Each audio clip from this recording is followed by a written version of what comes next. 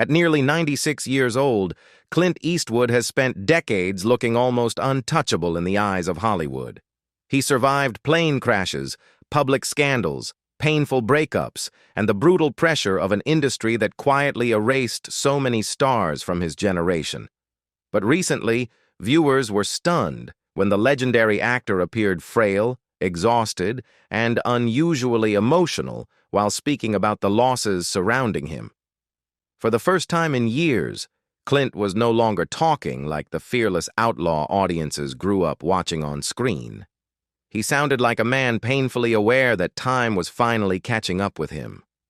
Long before people started worrying about Clint Eastwood's health, he had already lived through enough hardship to fill several lifetimes.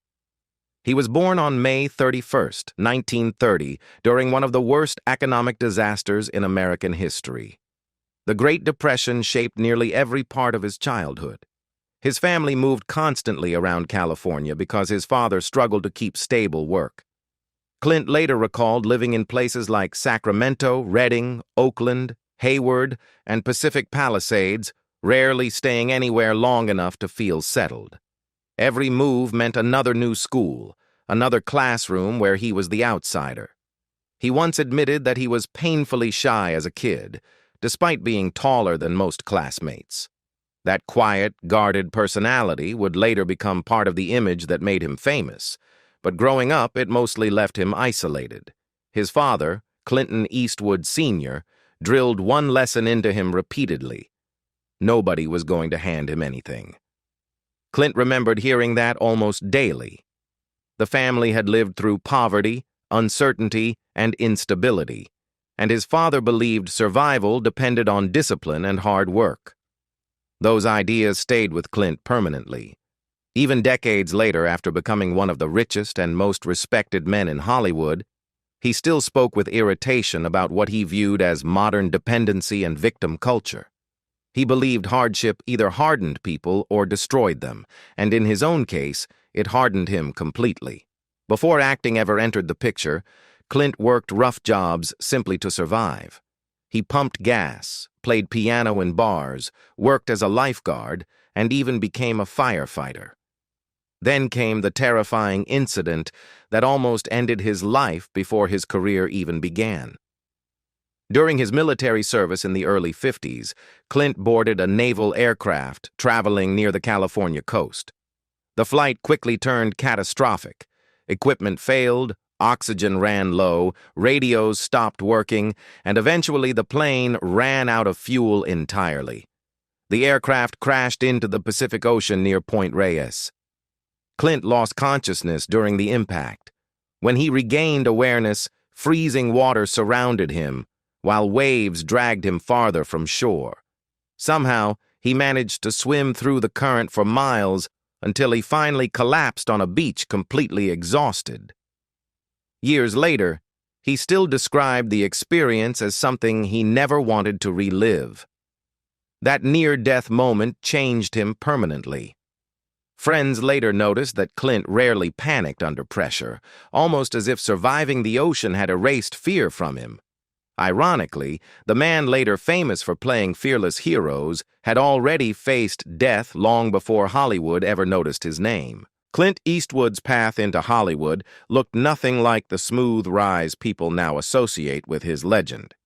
By the time he entered the entertainment industry, he was already carrying years of insecurity and frustration that most audiences never saw.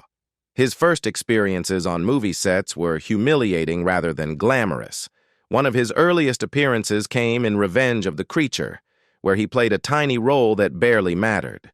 Clint later recalled walking onto the set expecting professionalism, only to witness the director explode in anger the moment he saw him. The director shouted at the producer in front of everyone, demanding to know why the scene had even been filmed. Clint stood there convinced he was either about to get punched or collapse from embarrassment. Eventually, most of his work was cut anyway.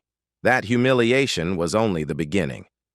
During the 50s, studios controlled actors through restrictive contracts, and Clint quickly discovered he did not fit the polished Hollywood mold executives wanted. Universal signed him briefly, paying him just $75 a week, but studio executives constantly criticized everything about him. According to Burt Reynolds, who was fired around the same time, executives complained that Clint talked too slowly, refused to fix his chipped tooth, and ignored instructions because he wanted to do things his own way. Unlike other struggling actors desperate to impress executives, Clint had a stubborn streak that often worked against him early on. The truth was that Clint did not even fully believe in himself at that stage. Years later, he openly admitted that acting terrified him in the beginning. He said it took him forever just to learn how to say his own name naturally in front of cameras.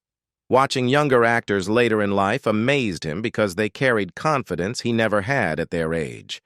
Behind the future image of the calm, intimidating cowboy was a nervous man constantly afraid he would fail publicly. Then Universal abruptly dropped him. The firing could have ended everything. Clint had almost no money, no stable future, and very little industry support. At one point, he was essentially homeless while trying to survive in Los Angeles. Most television stations refused to even consider him for work. Still, he kept showing up everywhere possible, asking for auditions and trying to stay visible. Eventually, that persistence paid off when he landed Rawhide. The Western series transformed him from an unknown contract player into a recognizable television star almost overnight.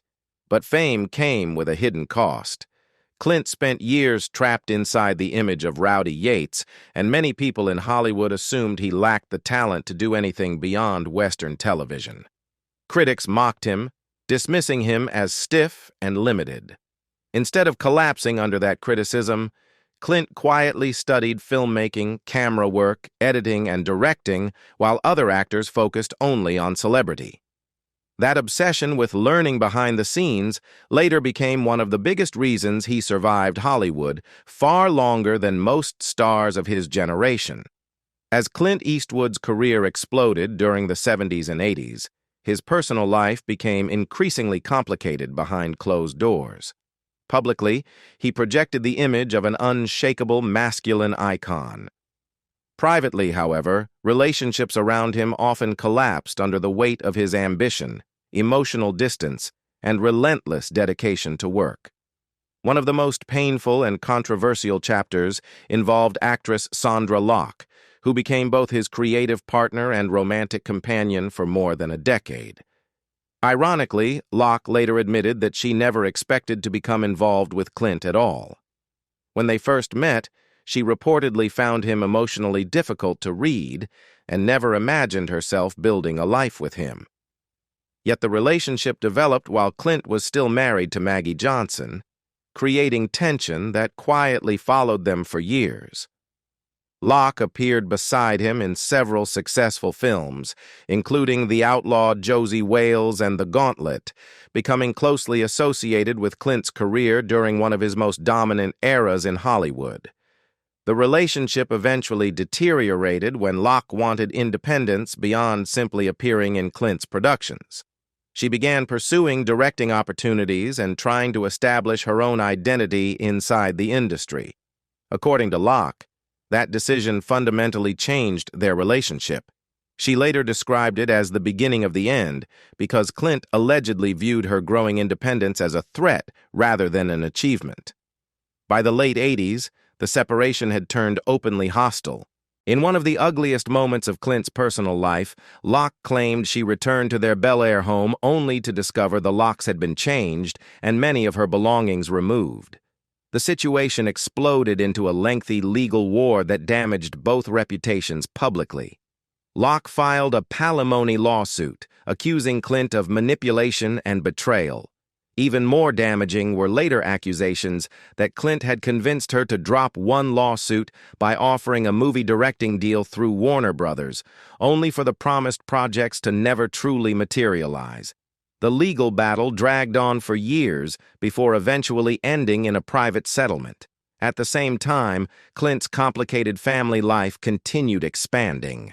Over the decades, he became father to 8 children with 6 different women. Some relationships with his children appeared loving and stable, while others reportedly carried emotional distance and unresolved tension. One of the most surprising revelations came when his oldest daughter, Lori Murray, discovered through her own investigation that Clint was her biological father. Reports later claimed Clint himself had not known she existed until she contacted him as an adult. As Clint Eastwood grew older, death slowly began surrounding him in ways even he could not ignore. For decades, he had built an almost mythical reputation as a man who never slowed down. While many stars from his generation disappeared from public life, Clint kept directing films well into his 90s, maintaining an exhausting schedule that shocked younger filmmakers. Friends and collaborators often described him as someone who arrived early, worked quickly, hated wasting time, and rarely complained about fatigue. Even after turning 90, he continued directing major productions, while people half his age struggled to keep pace. But the emotional weight of aging became increasingly visible behind that discipline. One of the deepest blows came in July 2024, when his longtime partner, Christina Sandera, died suddenly from a heart attack at only 61 years old. Sandera had spent nearly a decade quietly beside Clint during the final chapter of his public career. Unlike many previous relationships in his life, this one remained unusually private and calm. She accompanied him to premieres, industry events, and awards ceremonies without seeking publicity for herself. People close to Clint later suggested her presence brought stability into a life that had often been chaotic emotionally. Her death devastated him more than many outsiders realized. Clint released a brief public statement calling Christina a lovely and caring woman, and admitting he would miss her very much. The wording sounded simple, but people who knew Clint understood how rare emotional vulnerability was for him publicly. For decades, he had avoided dramatic interviews and rarely discussed personal pain openly. That short statement alone revealed how deeply the loss affected him. Not long afterward, viewers began noticing alarming changes in his appearance. During a rare public outing at an event hosted by his longtime friend, Dr. Jane Goodall, near his Carmel-by-the-Sea home, Clint appeared noticeably thinner, hunched over, and physically frail. Photos immediately triggered concern online, especially because Clint had spent most of his life associated with strength, toughness, and intimidating physical presence. Rumors exploded across social media, with some falsely claiming he was gravely ill or near death.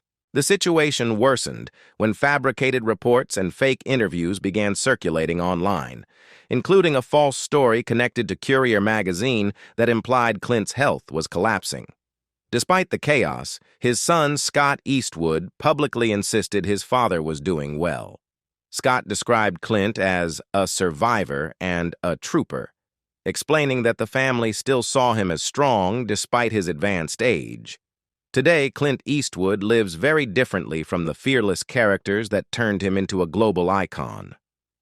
The man once known for commanding movie sets with absolute authority now spends most of his days quietly rotating between his California and Hawaii properties, avoiding public attention almost entirely.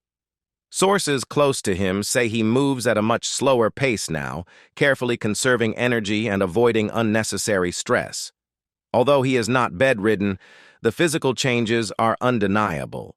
The long walks, constant travel, and non-stop filming schedules that once defined his life have largely been replaced by reading, resting, watching television, and taking frequent naps. Ironically, many of the films Clint now revisits are the same movies that built his legacy decades earlier. Friends say he occasionally watches his own work, including classics that transformed him into one of Hollywood's most respected directors and actors.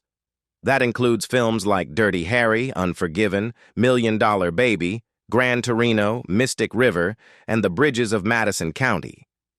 Those stories carried recurring themes that now feel strangely personal: aging, guilt, mortality, loneliness, regret, and redemption.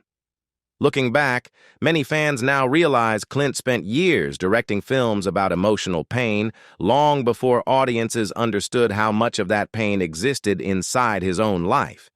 Even with the growing concern about his health, Clint still refuses to completely surrender to old age. People close to him say he continues trying to stay physically active whenever possible. Golf remains one of the few hobbies he still genuinely enjoys. He reportedly still plays occasionally, though much more cautiously than before.